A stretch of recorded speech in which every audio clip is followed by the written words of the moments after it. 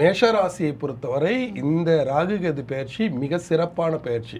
ஏன்னா திருக்கணித பஞ்சாங்கப்படி மார்ச் மாதம் 29ஆம் தேதி சனி பகவான் 7.5 சனியாக மேஷராசிக்கு தொடங்குகிறார். ஆனால் வாக்கிய பஞ்சாங்கப்படி 6/3/2026 தான் தொடங்குறாரு. அப்போ திருக்கணித பஞ்சாங்கத்துக்கும் வாக்கிய பஞ்சாங்கத்தை நீங்கள் எப்படி எடுத்துக்கணும்னா, திருக்கணித பஞ்சாங்கப்படி தொடங்குற அந்த 7.5ங்கிறது இப்போ கொஞ்சம் கொஞ்சமாக தொடங்கி 2026 மார்ச் மாதம் முழுமையான சனி பயிற்சி.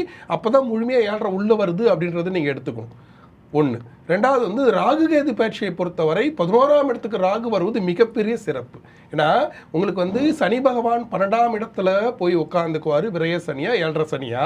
அதே சமயத்தில் ராகு பகவான் என்ன பண்ணுவார்னா அப்படியே 11ஆம் இடத்துக்கு லாபஸ்தானத்துக்கு வந்து விடுவார். இந்த ராகுகேது பயிற்சியில் உண்மையாலுமே சந்தோஷப்பட வேண்டிய ஒரு நபர் யார் அப்படின்னா மேஷராசிக்காரர்கள் தான். ஏன்னா அவங்க பாட்டன் பூட்டன் செய்த புண்ணிய கணக்கு செயல்பட்டு 11ஆம் இடத்துல உட்காந்து ராகு பகவான், இப்போ சனி பகவான் தண்டனையே கொடுத்தாலும் ராகு பகவான் 11ஆம் இடத்துல உட்காந்து பல்வேறு லாபங்களை வாரி வழங்கி விடுவார். இப்போ ஒரு இடத்துல பிரச்சனை, இன்னொரு இடத்துக்கு இடப்பெயர்ச்சி செஞ்சு அதன் மூலிமா ஒரு வளர்ச்சியை கொடுப்பார்.